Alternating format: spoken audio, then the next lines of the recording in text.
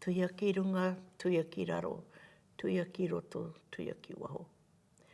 Tuia ki te here tangata ka rongo te pō, ka rongo te ao, haumi e hui e tae ki e.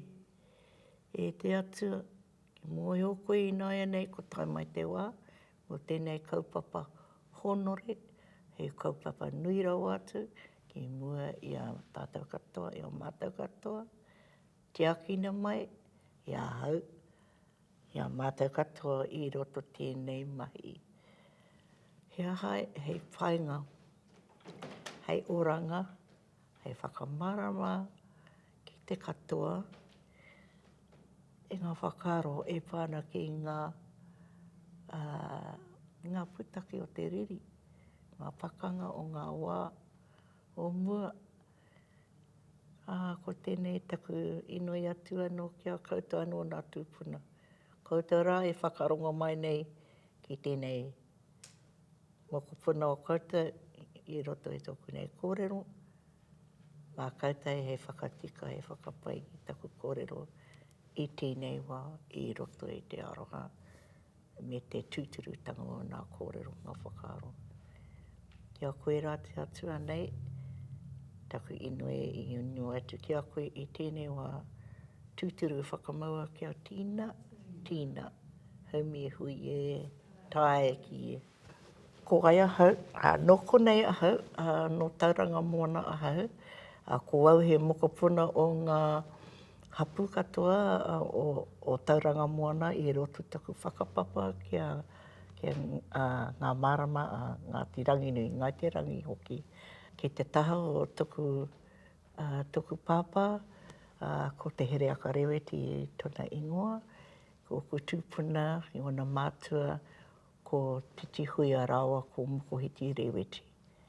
Ana, ka moi i toku pāpā te here aka reweti ki toku māma, ki toku whaia, hene mua Bennett, ko wai ona mātua, ko hera te whioro, rawa ko Tumai Bennett, ko wai anō, ko ngā mātua, o hera, toku kuia hera te whioro, ko Neni Rātuhi te kēti, i mua ia tiaki te whioro, ana ka puta mai tuku kuia Neni hera te whioro.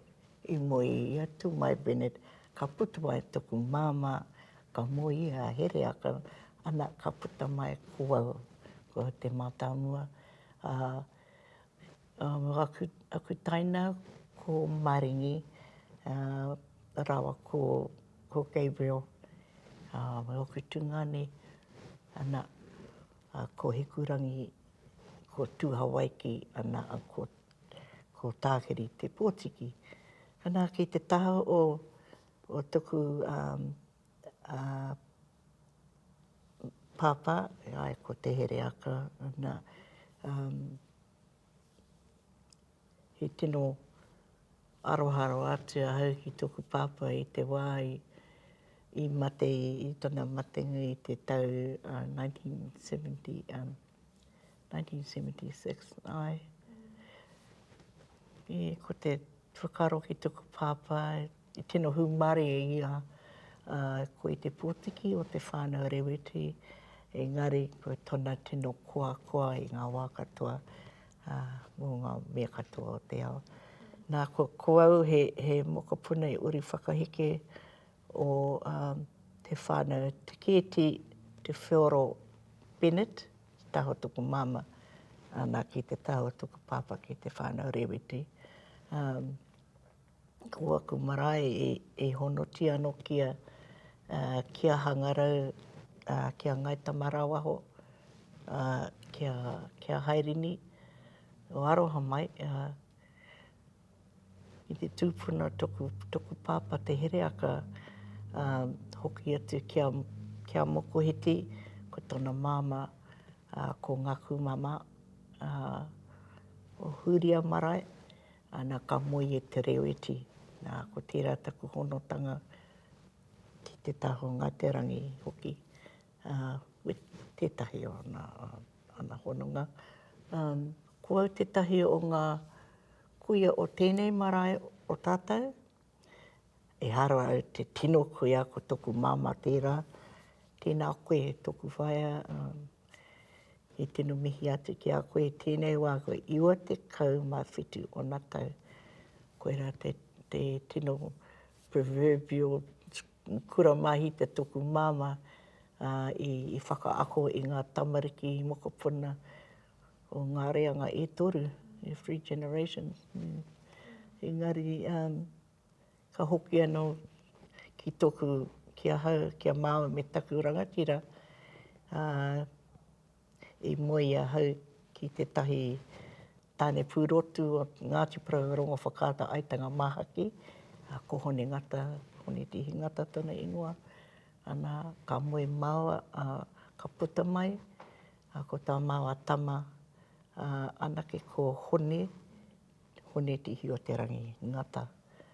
Nāna i whakairohia tēnei wharenui o tātou.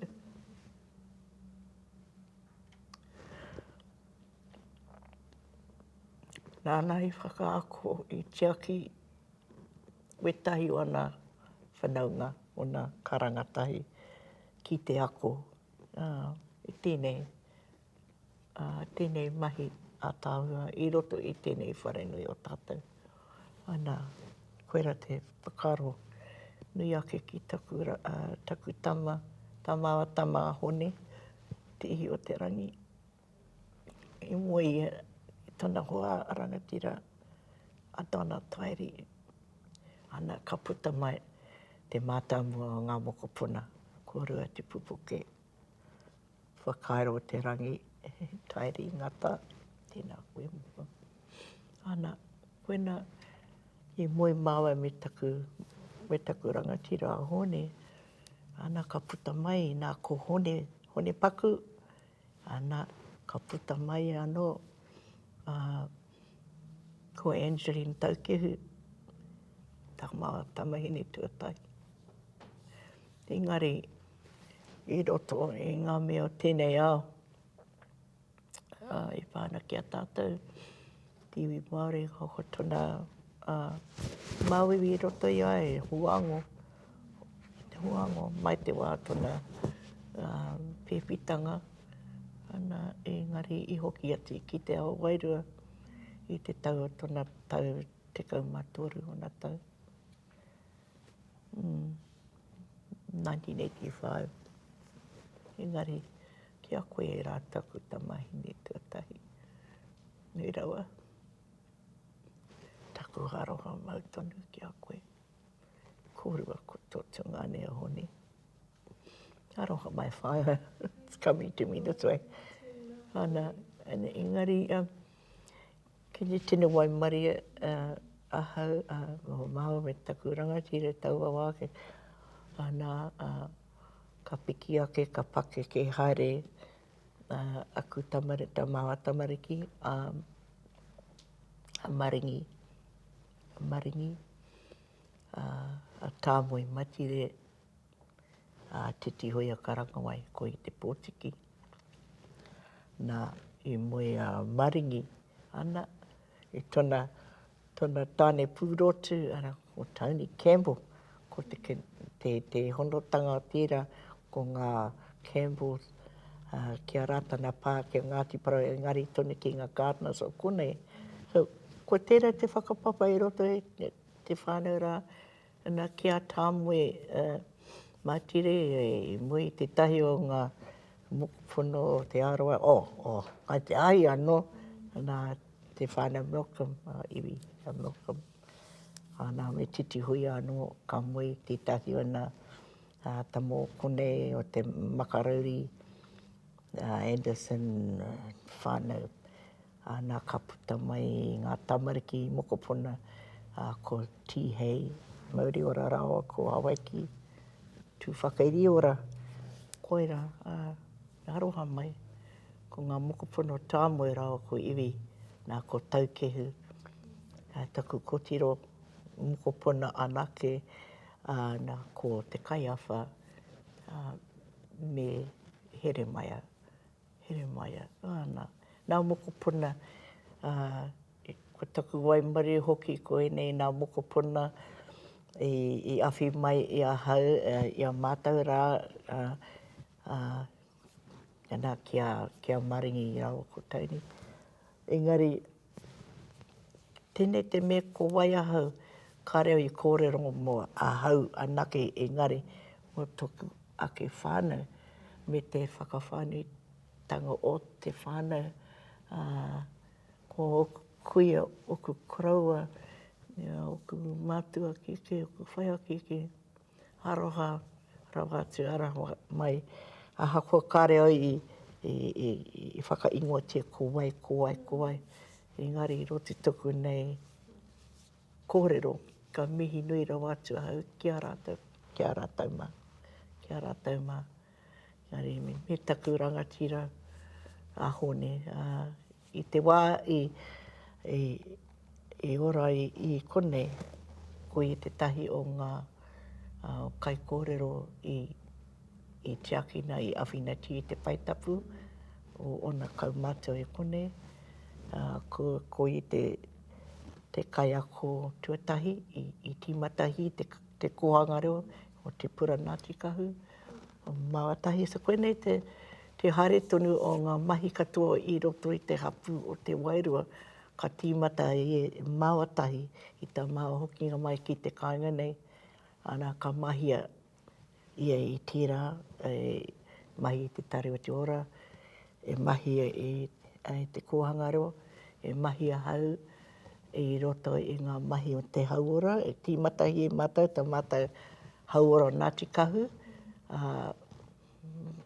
Mai te tīmatanga, ka mutu tērā, ka mahi anō a hau tētahi mahi i roto i ngā take raupatu i te tuatahi, ka pakanga mātou katoa, tā mātou whānau, tā māua whānau, i te wā o te town hall. Te take e whānaki te town hall i te tau 1987. I konei, ia kua tīmatahia. So mai te wā i hoki mai mātou ki te kāinga, i te matinga o tā māua tamahine, ka tino moki ahau kia hoki mai ki konei. Just mo te wā potonoiho pia e rua nātau, engari i tā mātou māua hokinga mai ki konei, me ngā tamariki hoki. Wow, haere tonu nā take katoa i roto o Tauranga Moana. Nā, koera te mea aroha rawa atu ki taku rangatira ngone, kāre māua hoki atu ki te kāinga. Engari, te wā tana matinga, koera te mea, te wā, ka whakahokia i whakahokia mātou. Te taonga nei, ki Ngāti Porou. Oi. Kia ora rā. So first of all, the whenua here, ko te mana o te whenua o ngā marama. Engari, i roto i ngā honotanga ki Ngāti Rangi Nui, i roto i ngā whakapapa, me ngā marena, ngā moetahi, i roto i te mata hapu. Engari, kia mātou nei o te wairo e tūturu te mātou whakapapa kia ngā marama, raumati ngā marama. Hana anō kia Ngāti Rangi Nui, i naia nei ko te nuinga, ka whakarohi kia Ngāti Rangi Nui, i honotia no tātou kia Ngāti Rangi Nui. So kei konei te whenua nei ki te taho o tā tātou aua tipua o te Wairoa. Kei konei anō i ngā maunga, kei puke whanake, ko tērā te tahi o ngā pā o Rangi Nui, o taua wā, pā o Rangi, Ngāti Pango, tērā taho o te awa, Ngāti Rangi, me Ngāti Kahu, tēnei taha. So e toru i ngā hapu o tēnei pā o te Wairoa. Engari, i roto i ngā kōrero o ngā kuia, ngā karaua i taua wā, kāre rātou I kōrero hia mo te ingo o Ngāti Kahu as such. Ko tā rātou kōrero kia mātou, we always knew it as te pā o te wairoa. Te pā o te wairoa. E ko taku whakaro ki, ko te whenua kei te toi kia tātou, o tā tātou marae, o tā tātou hapu. E toru rau ngā eka kei te toi. Only 300 acres that is left to us. Half of that is in gully. The rest is in te repo. Just this part up here where we are here, where the marae is, and heading down towards Bethlehem School, is the whenua on this side of the road that remains of Ngāti Kahu. On that side of the road, it will become general land, even though that pā over there, Poteriwhi, is ours. That pā down by the river, Papa o Whāria, no tātou ke. Engari, I ngā ture, tāhaitia te kāwanatanga, nā te ture I tango. So I'm just saying, by legal theft, the land was taken from us. We all know this. And these acts continue to be carried out even today. So I'm going to say that just straight up. And, you know, and all we have left is less than 300 acres. Half of that is swamp, the rest of it in gully. And our people of Ngāti Kahu and Te Pāo, Te Wairoa, have in some cases been forced to go and live elsewhere because they cannot live back on the land. There are conditions, there are ture, Pākehā, that sit when we want to build, when we want to do anything at home here on the land. And a lot of our people had to go away and work and find other places to live. It's still difficult for them. So, you know, having said that, kei te mohi o tātou, ko tēnei, tō tātou bastion. This is the last place where we can have our say on our marae and be who we are and be strong in our identity. But through the wānanga that we are having, we are saying to our people, we can be strong here, make ourselves strong, and we can go out and be strong. And do that in a noble way, and in a way that has mana and integrity, because we are the mokopuna of those tupuna who went before us and who fought for us and died for us. Your mum, she's still alive, she's 97. When you were growing up, what did she tell you about the Tauranga Wars? What did you know from the kuia? In our hapu, it wasn't really spoken about, or that I remember, maybe different for others. But the whakamā, or the mamai, if I can put it that way more respectfully, the mamai that our people felt, and also the anger that our people felt, but they also felt powerless at the time to change anything. They felt powerless. So I think that as we grew up as children, when we'd go swimming down the river or whatever, or go fishing, whatever we did, I think they wanted us as far as possible to have that carefree child's way of seeing the world. But I only knew this, well, I'll put it this way, when we'd come to the marae and there'd be meetings happening, either in the wharakai, not that new one, the old wharakai, and in the wharanui. And we would sort of be quite interested to know what was going on. But, you know, there'd be like meeting, hui held, and it wasn't really until I came home and we started doing the raupatu mai for our hapu. And then our kuias, especially them, they started to speak.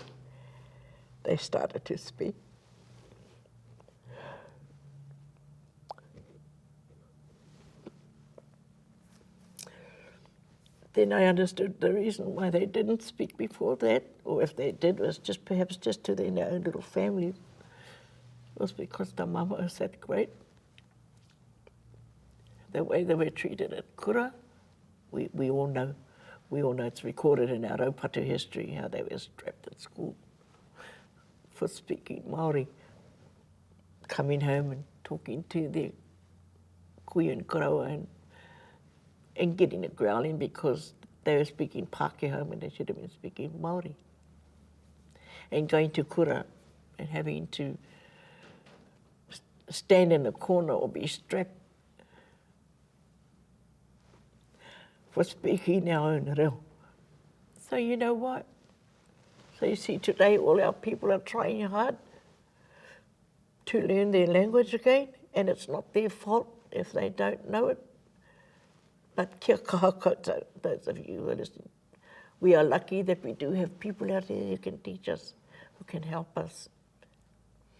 But those kuias, they held onto their reo, and where they were able to, they would say and use certain kupus with us.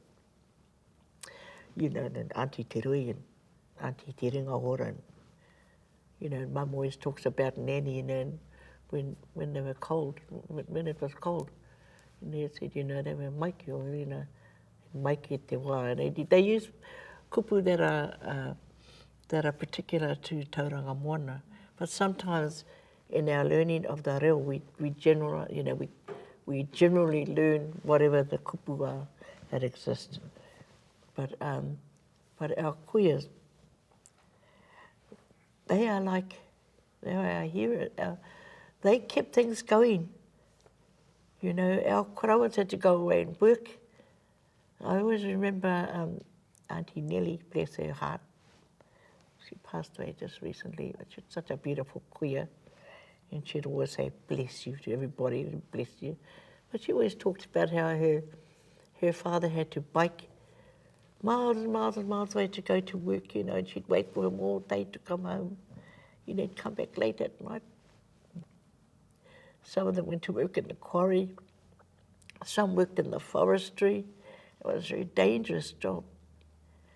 I can remember that some of our kuias talked about going to kohi blackberries, putting them in the little ice cream containers and going up and knocking on a Pākehā door to sell them so that perhaps they could have something like that, he hiringi, or something, so, you know, like even shoes, clothes. Our people suffered mightily after the raupatu. They really did, because the land was taken, everything was taken from them, from which they had their economic base. They still planted their marakai, and it's the beautiful thing of our people. We know how to survive practically with nothing, but they would plant their kai, they would go fishing, you know, and then they would dry their kai, like dry their fish, dry their pipi, you know, and use that to carry them over to the next seasons. And so our kuia and our karawa, I love them so much because they did so much for us that is not recorded anywhere. Perhaps it is, but I'm only sharing with you some of what was given to me. The stories of those kuia being strapped for speaking te reo Māori, that was a whole generation. What about your generation? Well, I know Mama won't mind me saying this, but she always used to say, you know, I don't know how to speak Māori, she'd say, you know. And the thing was that when that happened, some of our kuia, who were older, they were able to retain it. They held it. But there was a lot of that middle-aged generation that missed out on it. Because when those ones got strapped for speaking te reo, they didn't teach the next generation. They said, you go and learn your English language. You go and learn English because that's going to get you through. That was what was thought then. And then you come down to the next generation, which is our generation, And so some of us, most of us really, we are adult learners. A lot of us are. And, you know, ko au te koe o karanga tēnei marae now. But as I say to those wahine that were with us on Saturday at our wānanga, I say to them, when I first, don't think that I always knew te reo, because I didn't. I said, but I learned to listen to the kuias when they were calling, and I tried to capture what I could myself. But a lot of it was self-taught until along came programs like Te Atarangi, Te Wānanga o Te Aroa, you know, Te Reo Māori, and then beyond that, Te Whare Wānanga o Awanuarangi, Pautahi, other programs that started to arrive with the advent or with the strong groundswell, I'll put it that way, of agitation and protest about our reo. You know, honouring our reo, ko te mana o te reo. And also nā take whenua, you know, and try hoki whenua mai. Ka riro whenua atu, hoki whenua mai. You know, and so really we have a journey from our kuia's time and their kuia's time to try to put things right, in whatever way we can. Sometimes we're able to do that by sitting across the table from those that we wish to challenge and make things right. Sometimes we have to stand up and haere ki te porotehe, to say it, to wake our own people up as well. Because hāhua ngoi kore me tai o rātou, but I understand that it was really more to do with a feeling of powerlessness, powerlessness, which is why right now at this very moment in time in our history, it's really important for us to stand up and be counted and to know what the path is that is ahead of us for our people. O tātou, tangata whenua, o Aotearoa, and we are tangata whenua I roto tēnei ao whānui, and we are much respected everywhere else we go. I have felt this. Others have felt it. You know, Charlie Boy, as when he talked about his haerenga to the other side of the world. But in our own land, we're still having to fight hard to be recognised. When you came home to Tauranga after your eldest daughter had passed, you started protesting. Where did that fire in your belly come from? That fire in my belly has been there ever since I was a child. It's funny you should say that, because when I was living in Gisborne, I belonged to a poets circle, and I wrote this poem about Tauranga Moana and what it felt like to be in my world then. And I talked about that. I talked about having to stand up for our tupunas who stood up for us before. And that fire in the belly, I think we as wahine, because we carried it all the time. We carry it for our tamariki, our mokopuna. We carry it for our minties sometimes, although sometimes we like to, come on. It's all right, my akutungane. But you know, like with heart and with courage, and we've had to do that. We've had to stand up to be counted. You know, we've had to say the words to make people whakarongo, or else they might want to go, I don't understand that.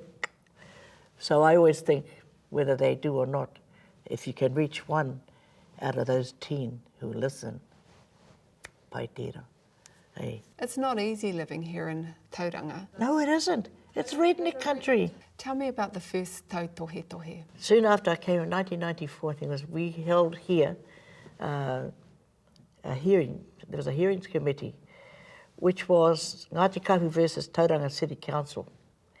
And what that was is that after the kiwi fruit, the bottom fell out of the kiwi fruit market, or industry, I should say, then that was determined by the city council that they would organise, set up all this land around us for residential A development. A. Residential A, not rural residential, not country, but rural, but residential A, which meant that there would be high impact housing, urbanisation of the whole area of Wairoa and Bethlehem. So we, Ngāti Kahu, because they were looking at all of this area around here, we challenged that. And our one submission to stop it against 87 submissions which wanted it. They were the developers, the landowners get rich from it, companies, anybody else, so Tauranga City Council. So when that happened in 1994, when it came here, they expected to be, can I say it? They expected to be chewed up and spat out for lunch. And why do I say that? Because somebody rang and asked, and I answered the phone the night before and asked if it was safe for them to come to the marae. So excuse me for laughing. But you know, that was the kind of like paranoia that existed at the time. Why was that? Because nobody bothered to take the time to get to know beautiful, friendly, humble, wonderful Ngāti Kahu, te pāo, te wairoa. Eh? We're wonderful people, really we are. So when they came, we decided, we'll show you. So we gave them the tikanga. We did everything according to how it should be done in here. When they came in for lunch, state of the art, everything they received on the table. I was so proud of our young people there, all dressed up. They looked like they were immaculate. Because we wanted to show everybody else in Tauranga Moana that we're not just running around in grass skirts and sticking our tongues out and whatever, that we actually have something to say, we have something to do, and we're going to show them that we're going to do it, and we did. So at the end of the week, Ngāti Kahu versus Tauranga City Council, the hearings committee met, and when the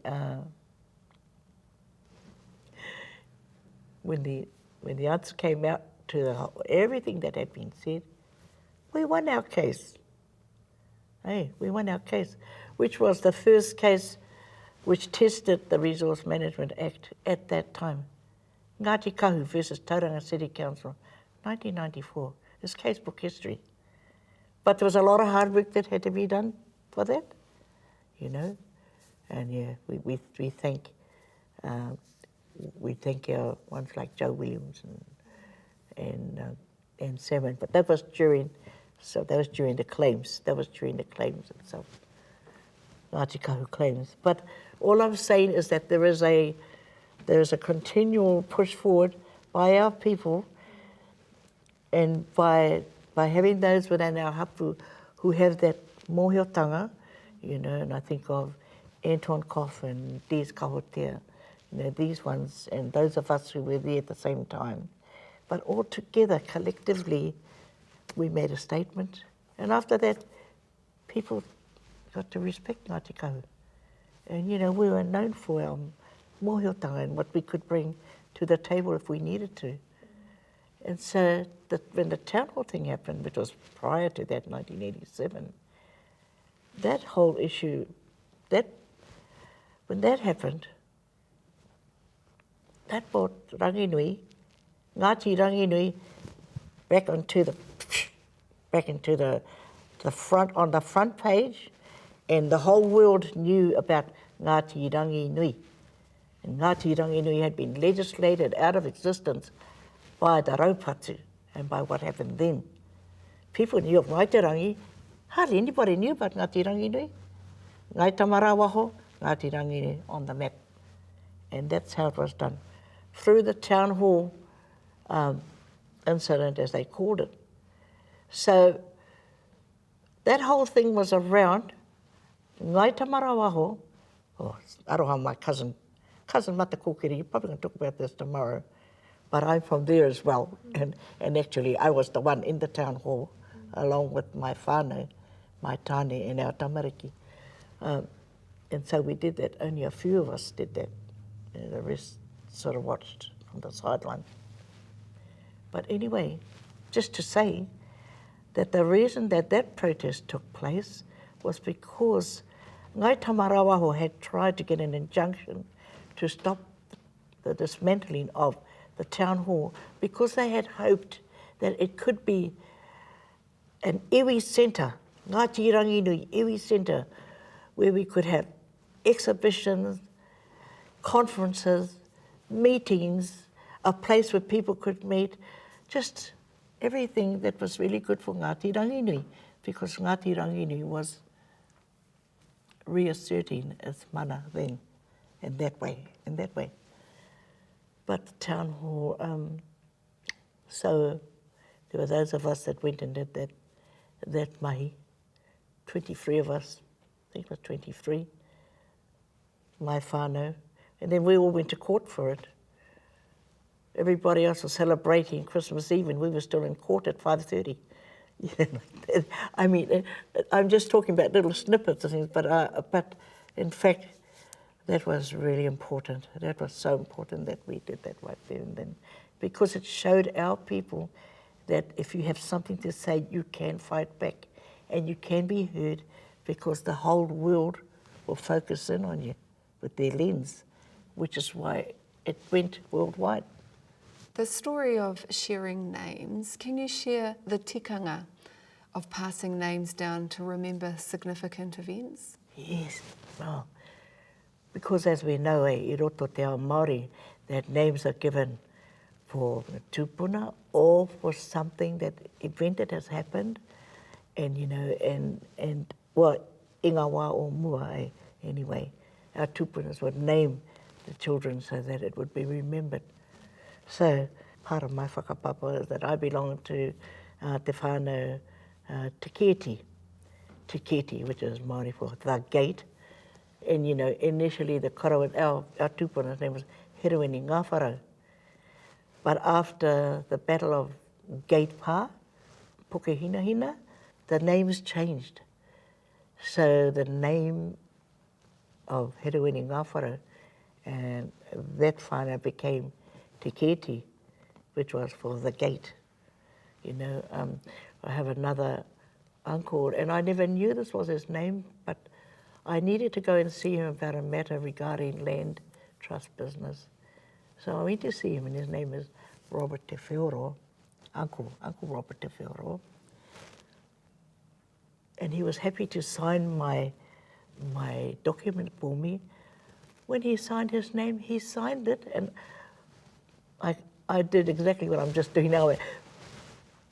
Uncle, ko tērā tō ingoa tūturu, and he said, aye.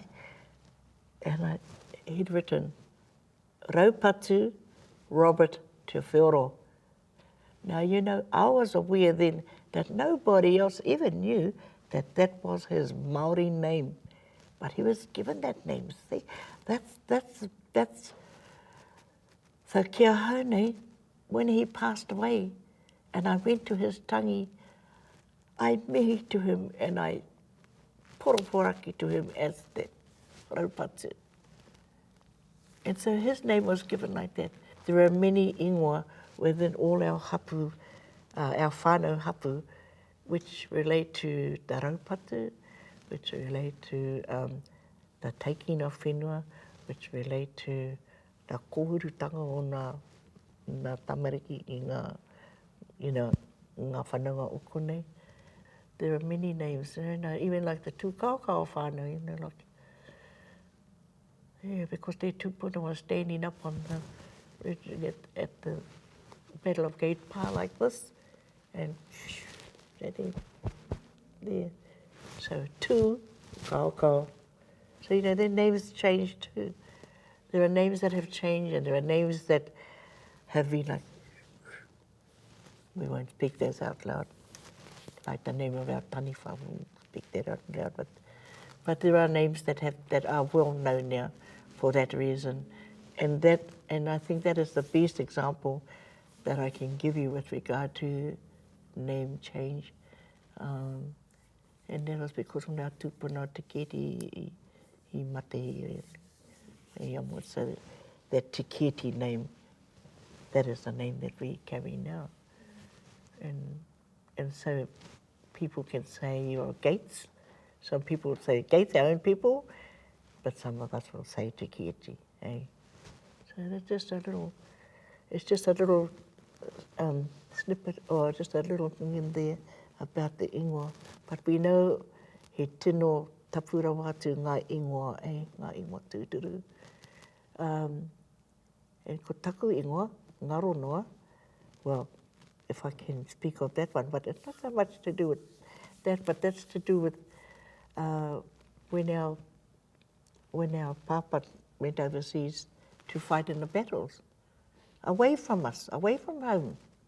They went over there to fight somewhere else, hey, for God, King and country, you know. But so Ngaronoa, my kuia, Neni Hera, named me Ngaronoa, because at that time my father was overseas, and kare te mohe o kai he tuku papa, te here aka, you know, and I'm so thankful that Dad did come home, te here aka. And that even, you know, my name, Ngaronoa, because Ngaronoa, I was understood was meant aimlessly lost. I didn't like that name because I wanted to be sure that I was not aimlessly lost. But I understood, you know, but when my dad passed away, I was so glad that I was named Ngaronoa for him. So I understood the deeper significance of my name. Sometimes when you're young, you don't fully understand the significance of your name. It's not until you get a bit older and a little bit wise and think about things. So that, and you know, it's the same with Dad's name, even Dad's name. Hey, his name was Here Aka. Here Aka, the vines that bind the palisade. So, you know, tēnā koe Dad, that's enough on that day. But so, you know, ngā ingoa, and even like our mokopunas now, you know, because of the things that happen, we name our mokopunas to remember those that we love, that have passed on, or for an event that has happened in history or in time. So while Ngāti Ranginui is quietly commemorating and remembering those significant events through the naming of tamariki, here you are living in Tauranga with some of the biggest street names named after those colonial soldiers. Cameron, Greer. Well, when you're ready, we'll just go and knock the signs. Sorry, you've got to edit that, eh? That is one of the biggest hoa that we have, is that the main road is named Cameron Road, and that Greerton is named Greerton, after Colonel Greer, and Cameron, you know, and these two, along with their elite troops who had just come out of the Crimea War, and Kawana Karai sent for them to come to Tauranga and quell the rebellion that was taking place with those feisty natives over there to deal to us. They brought them in. But I know Matakoki is going to say this, but you know, they fought against how many of our toa, our warriors, who were inside the pa at that time. And those ones from Wairoa here. We must remember that at that time, our hapu were only small, you know. So 50 men from Wairoa went, that's the whole hapu. I can't say if it was 50 or not. Antoine will correct me and might say, oh, auntie, it was 30 or whatever. But what the point I'm making is that each hapu sent their men, our tūpunas, to go and fight on our behalf, to take care of us, to fight for the whenua there at Pukehina. Hey. And of course, we all know the victory that was theirs, because they'd been taught trench warfare by Rawiri Puhirake, Hey, and there was the one that came back from the north, Penetaka Tuaiwa, was connected back here too. What they brought back gave to our warriors. They built a pa like that. Wow. That became the tauira for all, not the paths, but the trenches that were built during the First and Second World War. That same way, you know. But it's, so I think of this, and I think of Kawiti up north, you know, think of Tikutorangaru down further down Taranaki, and you think of these ones that who in their day were like absolute strong male leaders. Hey, rangatira, warrior chiefs. They knew what they were born to do, and they went and they did it. For their people, hey, not for themselves. Still looking for those warriors. I am. I always look, you know. Hey, I always look. But yes, so at the Battle of Gate Pa, like that, and trench warfare, and how they hid themselves. And so they were able to, I won't go into the details of that, but they were able to win that victory at Pukehinahina for us in April of the year 1864. What do you know about them, those rangatira? Hey? What do you know about those rangatira? Well, you know, there's a haka that we learned and we performed, you know, at the commemorations in 2014. And it talks about Penetaka Tuaiwa, you know, Taratoa, who wrote the Code of Engagement, you know. And the most beautiful English that you could find anywhere. Who else would start a letter with salutations, you know, but, and gee, you know, I'll just, when I think of them, I know I'm not even mentioning all of them in these, even Tauri Wakanui, and Prani Koikoi, you know, I just think of our cousins at Tamarawaho, those karawas there, these karawas here, and our rangatira back then, and also our waini who fought back then, you know, they did. They stood beside their men and they fought. Tell me about them. You What know, was the like role of women? like I'm just thinking of, well, our kuia, you know, Ane Karamu, you know, Foley, she was, I mean, there's different kōrero that different hapu have for the heroic act that took place, and for the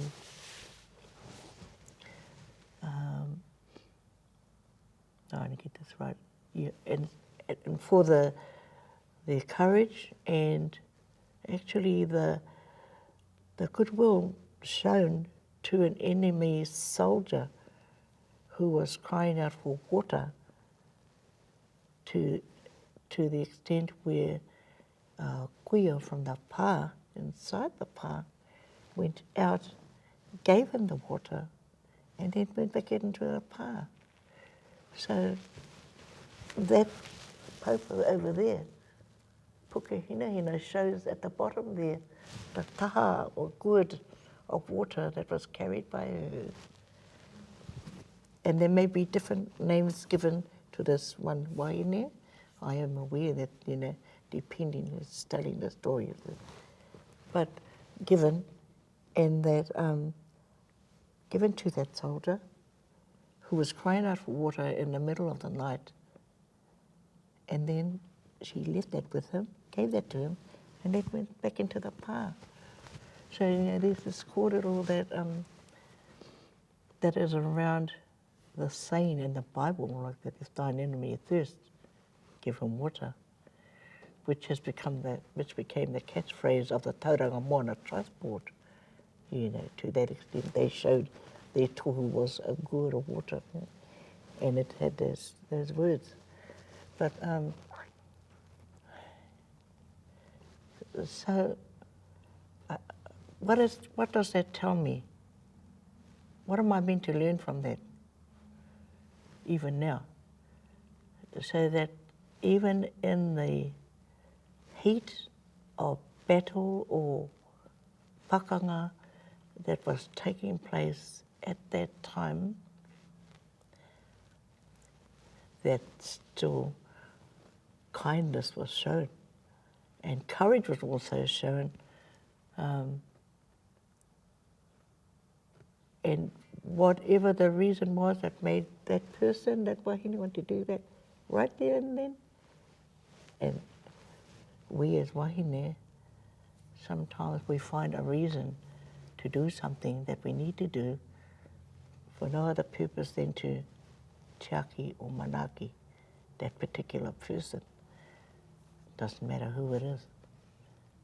I don't know, I've never said that before, and I've never actually thought like that before, but to me it feels like, in all of our history, what are we meant to learn from it? We don't want to go back and repeat the mistakes of the past, or not so much the mistakes, but we don't want to go back and repeat those things again. We need to move forward, and we need to find a positive way to move forward, which requires courage from us, and which also requires us to examine our own way of thinking about things, but also to remain constant to the wish to see our people safe, strong, culturally, physically, emotionally, spiritually, because I believe I can say that all of the mamai that has happened, the poverty that we have been faced with, homelessness, everything else, that all of it is as a result of the spiritual malaise which exists because of what happened back then. It's not to say that we should stay stuck there, but it's to say we need to recognize what has happened, why, and we need to actually break out of it, because emotional chains can keep us bound otherwise. So that's why I believe it's important, if you have something to say, whether people say you're right or you're wrong, it's important to say what you need to say, because then it liberates yourself to say that. The journey you speak about is coming to terms with the conflict and the trauma in the past. But what about the rest of Tauranga? What about the descendants of settlers and colonial soldiers? Should they be coming to terms with it too? Oh, absolutely. Absolutely. They need to. They need to do their homework as well. They need to do their homework. The reason why I say that is because a lot of times they want us to tell them how it is or how they can improve.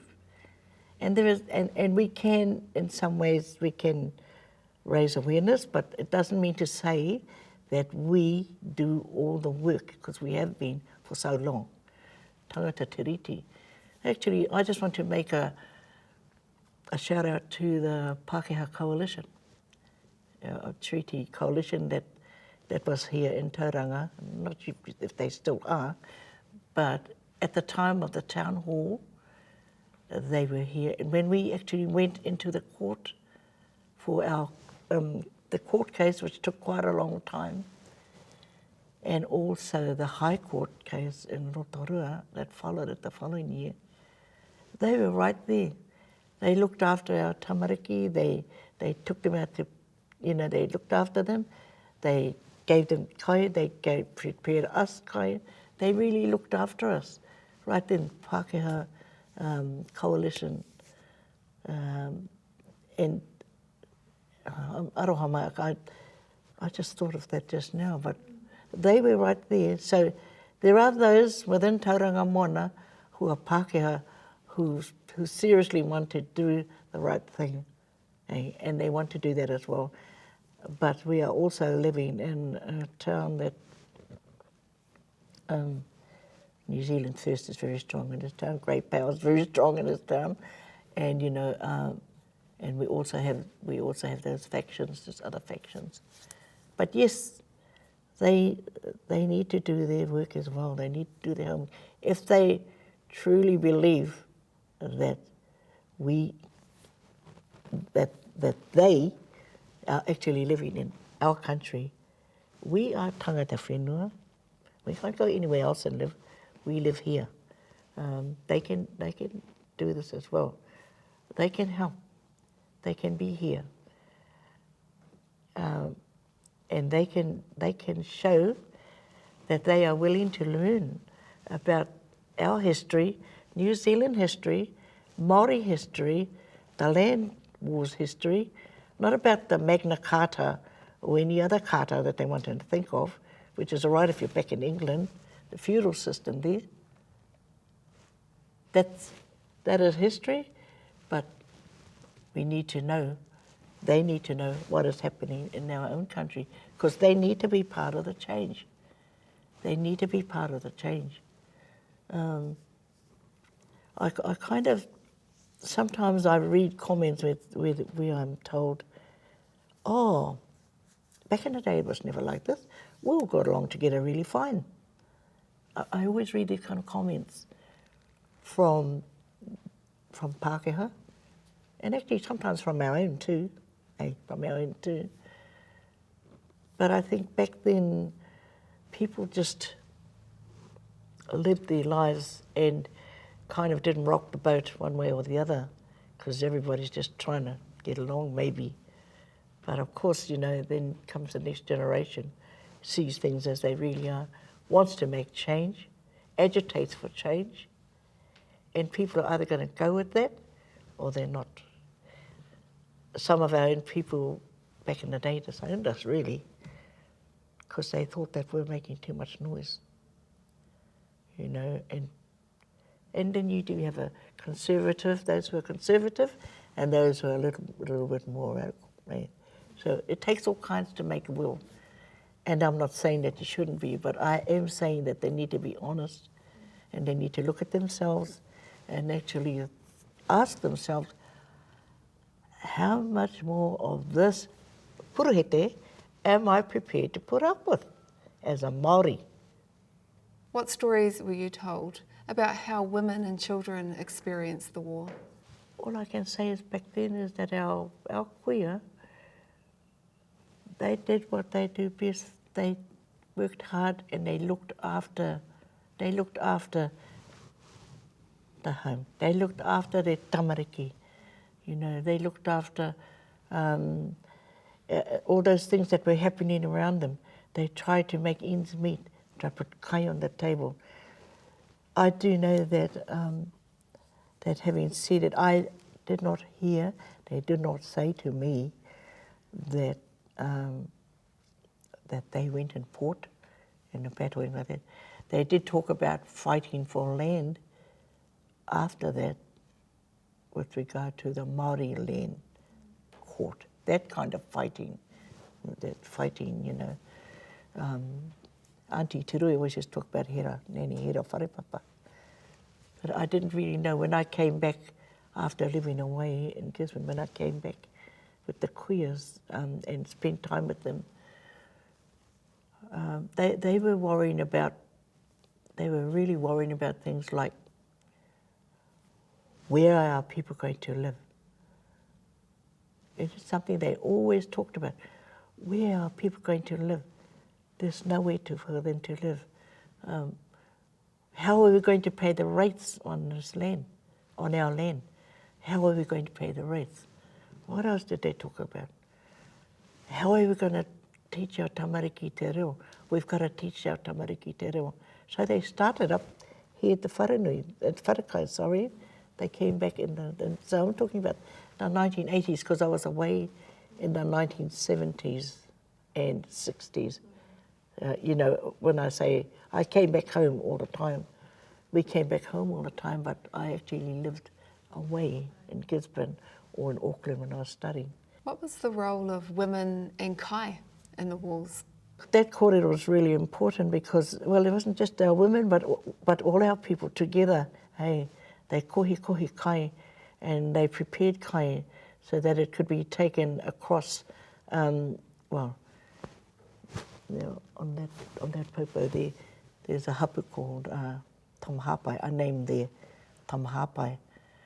And this is a kōrero that Te Ruranga shared with us about, Ngāti Tamahapai, and that our people from here would collect the pipi, and dry them, and the kai from the Moana here, and whakariri here i rā kai, kia haria ki reira. Okay?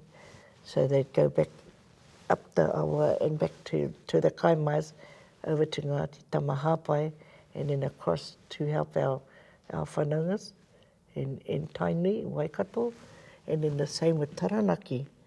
I heard that kōrero as well, that our people from here did the same to help our Taranaki whanaunga, because of the connections there as well. So, all I can say is that in those times, our people must have been very busy all the time, because they were having to keep tauiwi off their back step, off the whenua. They were having to fight them, Battle of Gate Pa for one, Tauranga, which was a massacre for the other, and others. But they also had to watch out for the stealing of land as well, the bartering for land, and actually later with Māori Land Court and our people going to try and protect their interests in land, and having to, okay, so I'll just say and actually failing to, or not being able to carry that out, because sometimes court took so long that by the time they were there for a whole week, ko pauke o rātou raua, and sometimes that very land they were having to give part of that over. So I always think to myself that it was a very sneaky way in which the Crown was able to, by one way or another, defraud or take from our people, whether it was through legal means like that, Māori Land Court, or whether it was through pakanga, like at the Battle of Gate Pa, and then the acts of parliament that came afterwards, or whether it was through the education system and teaching our children, our tamariki, or our tupunas, that all our fighters were like rebels. They were like the terrorists, and they use that word nowadays. Te Kooti was not a good man, he was a rebel, Anybody that fought against the Crown was a rebel. Anybody that helped the Crown was friendly, And we have these, this history as well. So our people over the generations, now that we're talking about it, and I haven't actually talked about it like this before, but that it's like a continual battle.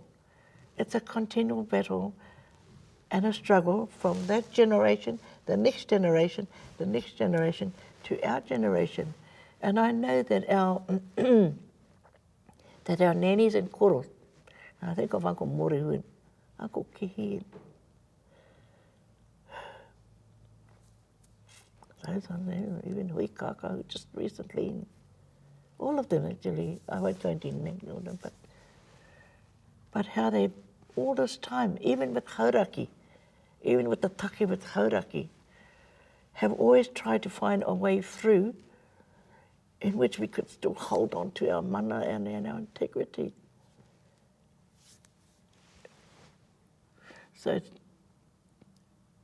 in speaking with you, and having this kōrero with you, now when I look back, what I see is a long journey, and there've been battles all the way along, either physically or in the courts or in government and all the territorial authorities, and and every time we bring up something which we think may help towards the outcome for our people, be it free waters, Māori waters, or whatever, I'm just saying now that we always have to fight really hard to be heard.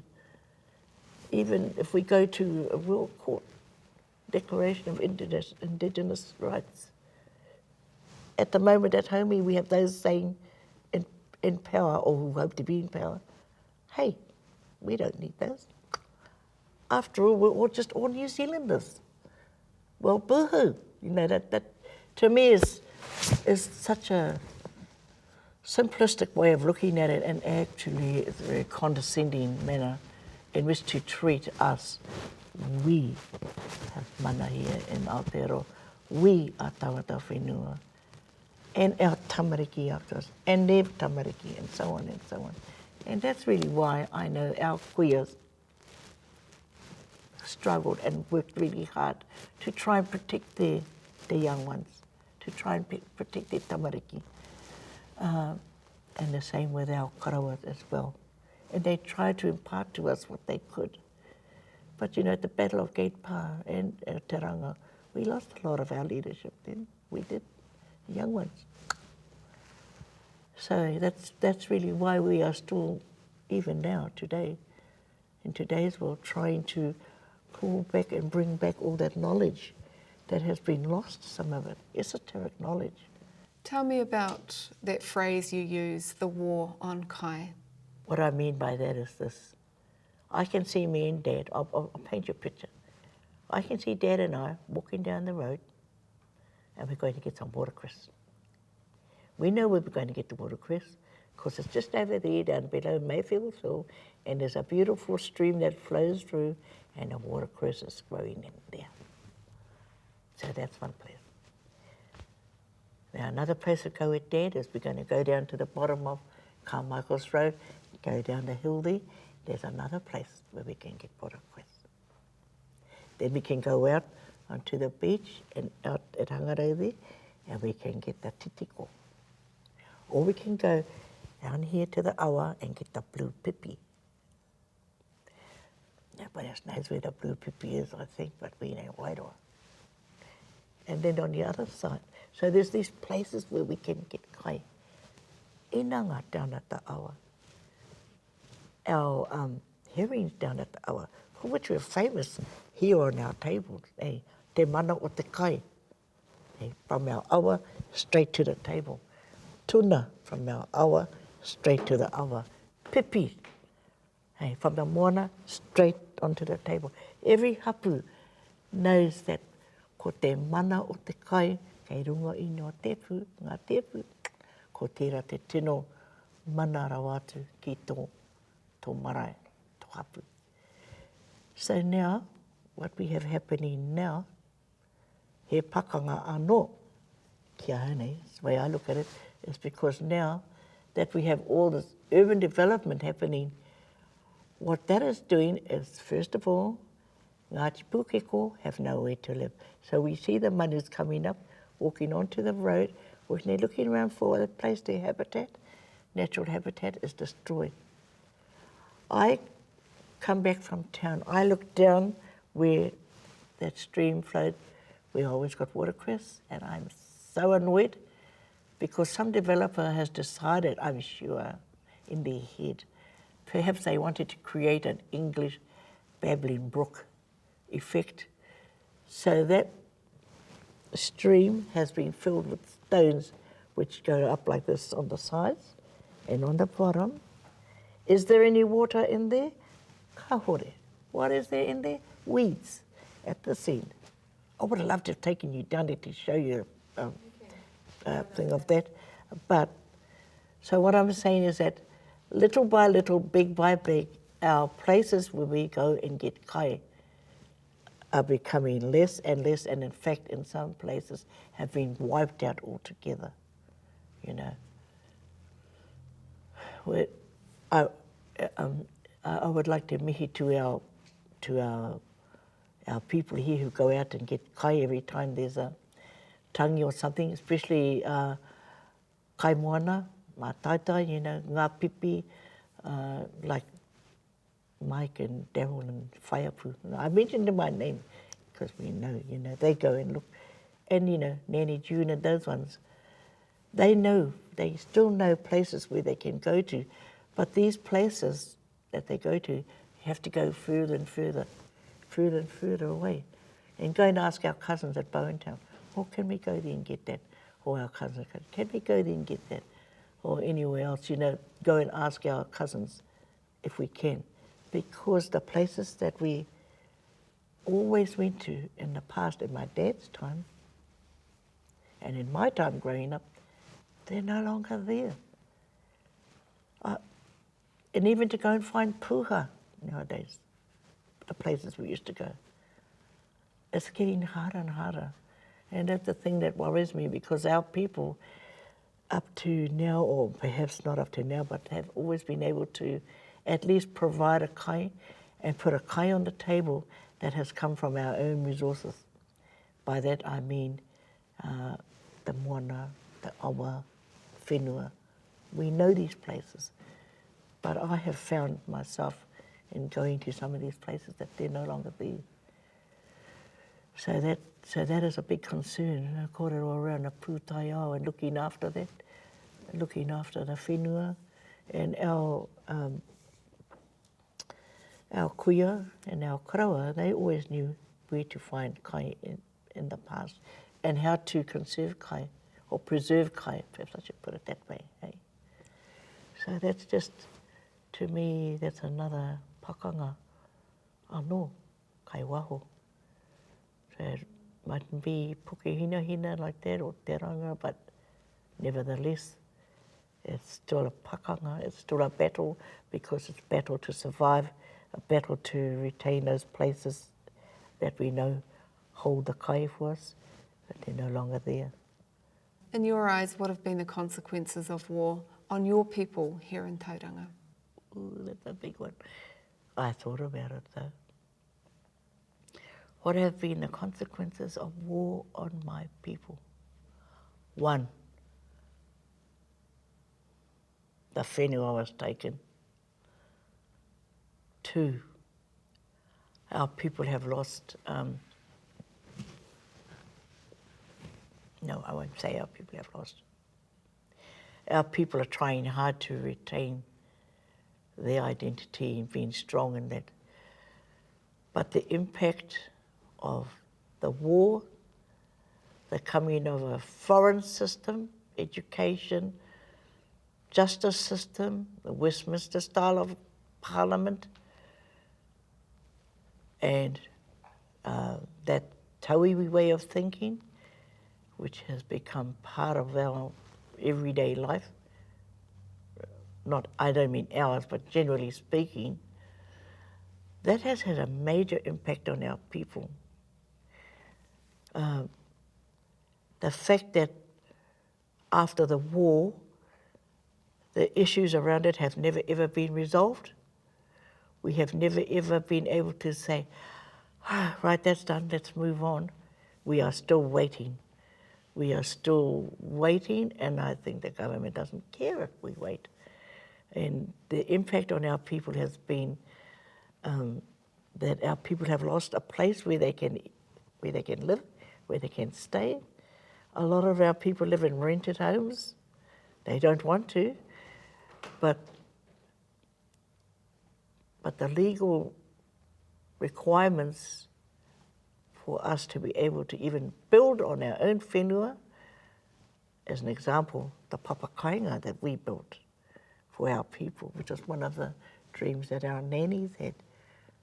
They said to our raupatu team, when we get the settlement, can you do it? Our people need housing, our marae needs to be fixed up, we need to take care of the education of our people, see? So the impact is this, one of the main impacts is that, and I wrote about this when I came home as part of my evidence, is that in the town itself, you don't see many Māori. When I first came home anyway, they were in Merivale, out at Gret and other places, but not in town.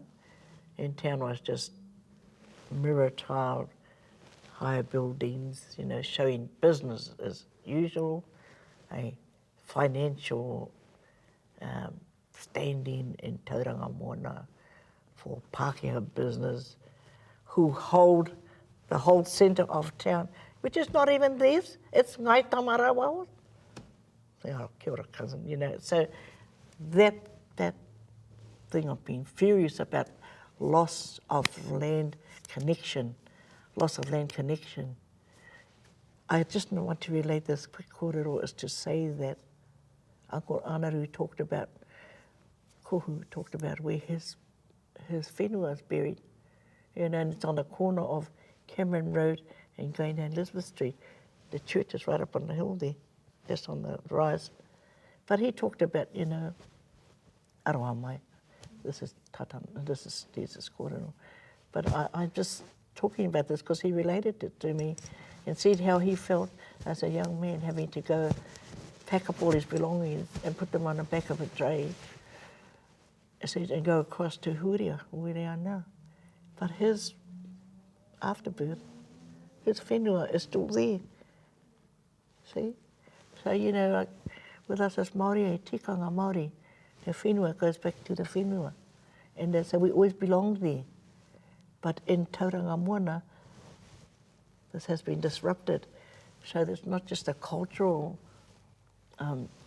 eruption that's taken place, but also a spiritual one. And that's that wairua connection. You know,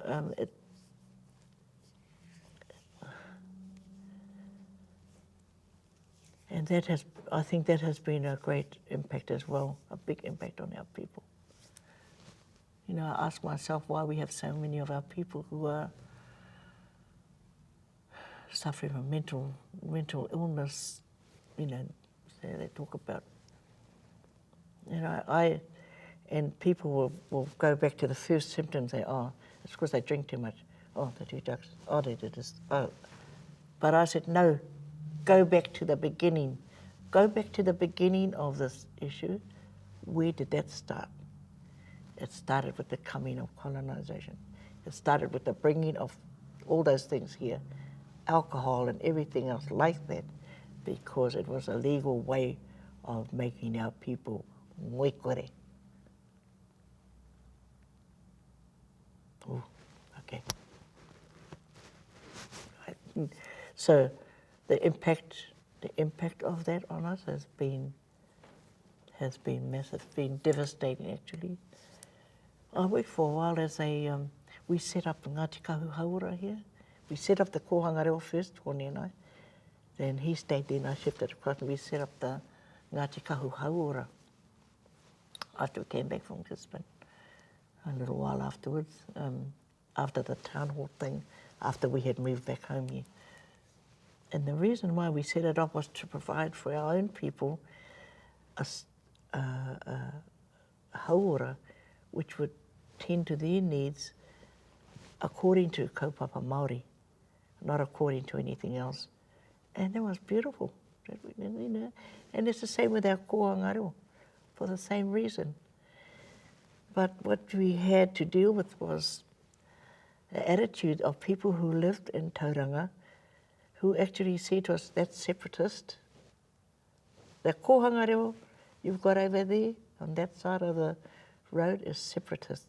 Why? Because we're wanting to just teach te reo Māori, tikanga Māori, everything to do with Māoritanga, kaupapa Māori. So those are things we had to battle against when we first came home. When we set up the hauora, that was very helpful, but it took quite a while before people felt comfortable to come to the hauora because it was set up under kaupapa Māori. Are you still battling that whakaaro today? I will say that it has improved, I think, a little. But I would say with regard to the circles in which I move, so we have Mari and Tony and others, we actually have a relationship with the college up the road there, Bethlehem Christian College. And initially when they first came here and came to our marae over 40 years ago to tono for that permission or for the acknowledgement if they could build their school there, at that time I said no, because we were right in the middle of raupatu, claims there and then. But anyway, as it was, one of our queer felt in her heart that it was a good thing and that it could be beneficial to us as Wairoa Hapu, our tamariki. And so anyway, the blessing was given by some of our kaumātua. The reason being was that whenua was Ngāti Kahu, and that it was seen that if there was going to be a college there or a foundation or Christian college or something of that nature, those particular kuia and karawa felt that it could be a way in which we could move forward. Perhaps that's what they were thinking at the time, apart from the fact that their mokupunas would go there. So for me, what has happened is that over the years, the intervening years, they asked if they could come to Wairoa Marae to pay respect, to do the right thing, because they want to acknowledge that is Ngāti Kahu whenua, that they are blessed to be able to have their school there. So they came back to us, and with that they offered scholarships to our young people to learn through that school if they wanted to. But what I was saying is that initially, when they first came here, there was a lot of judgmental things by some of the parents of us here, and the way we did things. And some of them are quite, and this is fear of the unknown. Hey, when you don't know something, there is a fear that can be in you, and there was a bit of that when they first came. But what I'm really saying is that over the years, as time has gone on, the tamariki themselves who have gone to those, who have started off in the primary school, then the college, and now Bethlehem Tertiary, they have over the years come, and they've always been treated with kindness and with grace, and they have given that back to us. They have given that back to us, and when we have gone there, they have shown that. So all I can say is that if we're going to change the world for the better, then it means, whether it was, it does mean in my case, that we could find the middle ground, common ground in which to come together on things, and that could be a way forward without diminishing respect for what we have here and what we hold here. And they are very respectful of that, they really are. So I'm only talking about that little example there of them as a college, as a school, as a tertiary institute, but which has a wide-reaching effect over the whole of the Moana, on this side anyway. So I'm not, am I saying to you that, oh, that's like a plus, or that's like, I'm still, we're still in the, we're still in the phase of kind of going through that. But at the moment, I know that when they do come here, when those young people do come here, they are very respectful. They hear what I have to say, and they take it, and then they bring back out what they feel about it, and which is good. And I think that gives room for kōrero, like that. Who won the war? Who won the war? Well, we'll tell you when the war is over.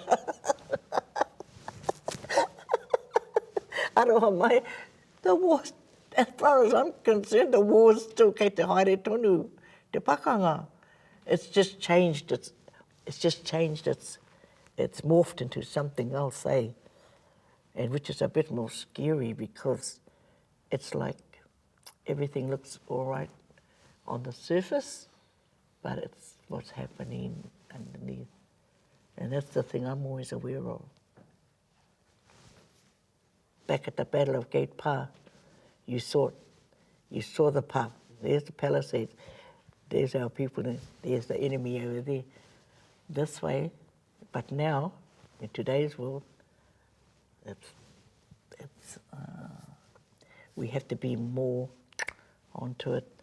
and our wairua especially, because our wairua protects us when we're out doing what we need to do, or when we're moving in a place where we can perhaps make some good change, positive change. So you asked me the question, who won the war? I'd like to say we won the war, and we will win the war eventually. But will it be in my time? Well, hello, we're still waiting for the Hauraki settlement to be sorted, you know. But all I'm saying is that there are some things that need to happen sooner than later. And you know, and I think once, you know, our karawa like Uncle Morehun, Uncle Kehin, Hawaii, gee, I'm talking about Hawaii, I'm thinking about that hoki atu ki Hawaii, but you know, hui kakahu and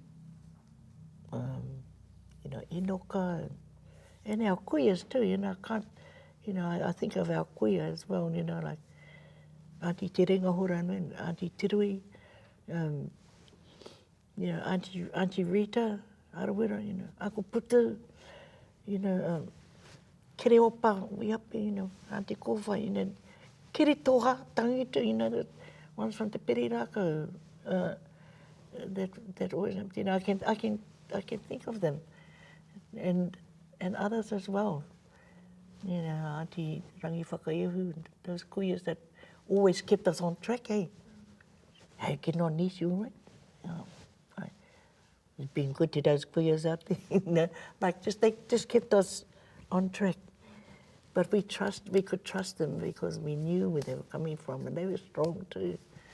What do you want your mokopuna to know now about the time colonial soldiers brought war on your people? I want them to know the truth. I want them to know the truth, but I want them to know that we have survived and we will continue to, and that I trust for them, my mokopuna, to pick it up and to actually become as strong and able that they can in their world, in their time. But for them to do that, they need to know, I think they need to know our history, they need to know where we've come from, just so they know, and then they need to move forward. I will say this, that my mokopuna, all of them, have already been out with us on a hikoi, which was, I'm not sure if I can say this on here, but which was really to do with the kaupapa that is ahead of us, mo te rā pōti. No? So I haere, aku mokopuna ki toku taha, ki te tahu rata whaia keke, rata mama, ki te hikoi, ki te pene mai i ngā haki o te Pāti Māori. And kei te moe o tia rawa ko Hawaii, ko tira ko Uncle Raweri. They already know. Because when we went out on the campaign, they only had a little bit, so they came with us, you know. But I'm just saying that our own tamariki, Hone, Tokyo, or Angeline, Marihi, Tamui, Titihuia, we're all part of that hikoi generation. And they grew up in the movement. You know, they did. And sometimes I have said to them, you know, when I got older and I thought about it, and I just said, you know, kia koutou aku tamariki, because I didn't ask you first if you wanted to be there. Other kids were out playing football and netball and whatever else on their weekends, and we would be flying a kotahitanga flag and out on the road and going to hui hui all around the motu, Parihaka, Tauranga Waiwai, up north, you know, at Te Arawa Pauri, you know, and down at the east coast, you know, in Ngāti Porou, different places that we went to, and then coming to Tauranga Waiwai for hui a motu that we've been held at that time to talk about a Māori constitution. Do you remember those words? Yeah. So, you know, there's always been we're very politically motivated in that sense, of always been made sure to be there. When the fiscal envelope came out, we had a big hui here in Tauranga, Moana. And the Crown, very generous of them, they gave Ngāti Kahu, or Te Pao Te Wairo, 15 minutes to address them. 15 minutes, 2 speakers, Te Ruruanga and myself. How generous is that, eh? Oh, this was the reason, because there were so many kai kōrero that had to speak. Anyway, to cut a long story short, you only need 7 minutes to say whatever you need to say. It comes directly from Wairua, and that's what happened. Wrote it out, delivered it to them, and yes. So, you know, all I'm saying is that's our background. I'm not saying this to whakamana and myself or our family or anything. It's just what it is. We know what we're born to do. I know what I was born to do, or part of it I know. But sometimes I do say to our young ones, to my kids, gee, aroha te kia koutou. You first didn't have an ordinary life like everybody else. But they have everything. They come back and they say, Mum, we wouldn't have changed anything. Because through that, it's made them more aware, more astute. And they've been places, and they've been with our koroa and kuia of the motu that perhaps others of their age haven't. And they've learned from that. So I trust, you know, I know they're strong. And when the time comes for them to do whatever they need to do, they're not doing it already, but they are. I know it will be like that. So somebody out there could say, you should have let them, they should be allowed to decide their own life. And yes, that is right. But I still believe they chose to be born to us for the reason that they were.